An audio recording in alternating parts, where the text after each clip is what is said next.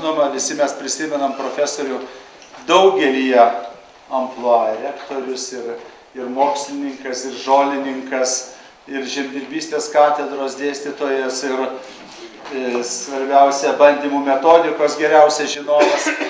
Tai čia mes galime trumpai susipažinti su jo leidiniais, darbais, dar kartą dabar pažiūrėti, žinoma, vėliau galima užeiti, paroda bus visą savaitę. Ir tai prašom, ar dar kas nors čia žodį tars? Kiti darbų svečiai kaip rektoriai, direktoriai. Ir dabar gal tiesiog... Šiandien turime galimybę mes nueiti iki tremtinių paminklo, kur yra įamžintas profesorius Tonkūnas, nuvažiuoti iki kapinių, aplankyti jo kabinetą, kur cigarai nesurūkyti dėžutėje, tiek metų prabuvę, nuo 68 matot nepaliesta cigarų dėžutė. Na ir kitur, jeigu tik gal reiktų paklausti, ar galime visi kapinės nuvykti. Tai čia šitam krašte, matot, yra praktiškai panteonas buvusios akademijos ir žemdirbystės instituto, ir čia va Kundrotas palaidotas mūsų dėstytojas, ir profesorius Tonkūnas, ir Rudzinskas, ir kiti mokslo agronomai. Tai, bet aš po tremties, čia buvo 13 metų, taip? Gerbiama Vida, kiek Dotnuvoj laiko profesorius gyveno? 13 metų po tremties. Ir kadangi tėtis kaip ir žolininkas, ir mokslininkas, tai apie paminklą buvo galvojama, kad jis turi būti akademinis, rimtas. Ir jokio antkapio, kad nebūtų, kad būtų pievelė. O čia tokia vieta padaryta, kaip aukurui maždaug, kad čia charakteringa žolė turėtų augti. Diktai Matėjukas ar dar kažkas, pradžioje taip ir buvo. Bet čia nelabai ir auga ir įkaitina saulę, tai čia kai kada apavietė sudaryta tokia, tik tai. O pieva be jokių apribojimų, kaip sakot.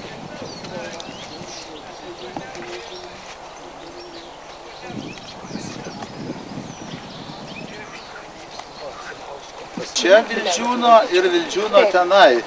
Aš susirišę, paminklą pažiūrėsim, ten irgi Vildžiūno daryta. Ten iš priekio ir o čia iš nuotraukos. Ar kažkoks tai buvo mitingas, ar kažkas tarp minios buvo. Ir jis su tokia šypsena, pakilę nuotaika, pagautas labai charakteringas. O ten mes jau pasinamuose, sakėm, mums nelabai padarome. Netiksliai arti motinos dienos. Tas paminklas turi dviejopą reikšmę. Vienas dalykas, kad tai yra profesorius, skaitydamas atkreipiau dėmesį, kaip, nežinau, kažkas iš šeimos parašė, ar kažkas, kad kaip profesorius tremty juokavo, praktiškai vienoj kameroje visas ministrų kabinetas buvo, ar ne, ir jam ten tokiom sąlygom reikėjo gyventi. Tai čia buvo iniciatyva, kas labiau prisimena Žemaitis, gal ar ne, iš Amerikos agronomų sąjungos.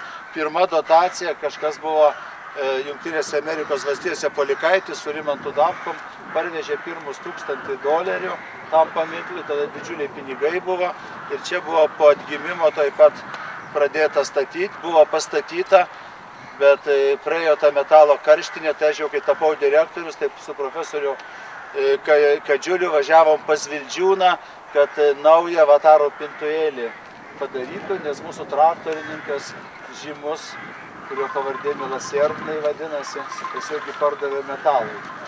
Reiškia, ir reikėjo naują padaryti, o šitas bareljefas, portretas buvo tik truputį apgadintas, bet aš šeimai norėčiau pasakyti, kad čia matot, profesorius žymiai jaunesnis yra. Tada, kai jis buvo rektorius, tada, kai jis buvo švietimo ministras ir ko gero, dukra mažiau prisimena tokį tėtį negu vyresnį. Bet birželio 14 dieną, trėmimo dieną, čia būna susirinkimas, pagerbiant visus tremtinius, tokia atminimo vieta. Irgi kaip architekto neatsimenu, bet skulptorius Vildžiūno. Ir mes taip galėjom. Taip teko jį restauruoti ir matot, viena kolona liko sveika, o 3 sutrupėjo. Tada gal žinosite, kur galite aplankyti. Taip, pavardžių galim pažiūrėti.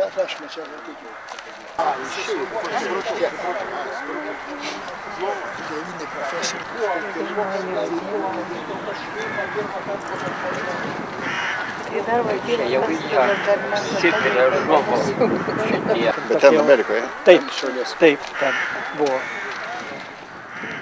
O tokie įdomus, kai jau pamini tą pusę, tai ten yra tikrai ką dabar pasižiūrėti. Ir tos jų išleistos knygos, ta agronomų jų draugijos veikla, yra kažkas tai fantastiško. Mano paskutinė praeitų metų knyga apie Jurgį Krikščiūną profesorių. Ar turite ją? Tikrai neturiu, profesoriau. Aš iš anksto naudojęs progą kviečiu ateinantį ketvirtadienį pas mūsų universitete Krikščiūnų irgi 120 minėsim. Jo, mes čia su profesoriu Motuza nutarėm, kad Tonkūno Dotnuvoj, o Krikščiūno tenai pas mus. Kitoje akademijoje. Kitoje akademijoje. Tai būtų labai malonu, jeigu dalyvautumėte. Profesoriau, turbūt ir mūdviejų su Valentinų knygą apie Aleksą turbūt turite. Taip, turite, nes vežiau, tai... Taip, tada ką, einame į salę, tada pasikalbėsim.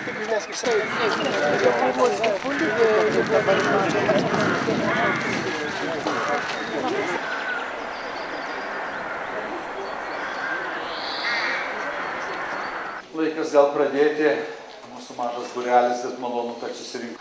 Gal tai, kad prisimintumėm žmogaus gyvenimą, gal kad palygintumėm šito žmogaus sprendimus su savo sprendimais, ar mes visą laiką tai pasielgtumėm, kaip jis pasielgia, įvertinti jo sprendimus, na ir žinoma pasimokyti iš žymių žmonių, kad mes taip pat galėtumėm tobulėti ir priimti teisingus sprendimus. Agronomų su aukštuoju išsilavinimu tuo metu buvo nedaug, jis tikrai buvo greitai pastebėtas ir pakviestas dirbti Žemės ūkio ministeriją, dirbo Žemės reformos komisijos pirmininku, įvairių fondų direktoriumi.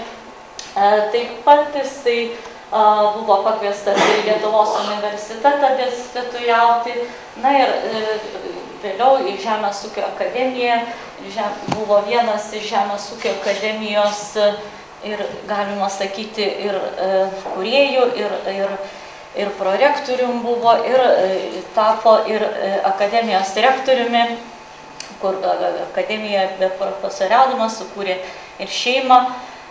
Toks neeilinis žmogus, žinoma, buvo pastebėtas ir kitų žmonių, valstybės kūrėjų, ir buvo pakviestas dirbti ir švietimo ministro, išgyventi profesoriui.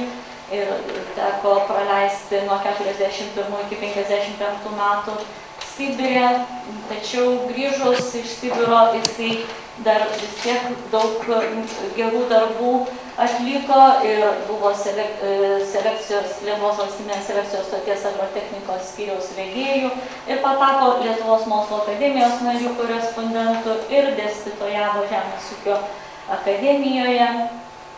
Tai ačiū uždėmesį ir kviečiu Vytautą Ruzgą. Kadangi visi mes labai daug kartų ėjom žemę, na ir, sakykime, kuo daugiau tavo pėdų lieka ant to žemės padėtus, tuo tavo kaip agronominės veiklos, agronomo rezultatai yra geresni.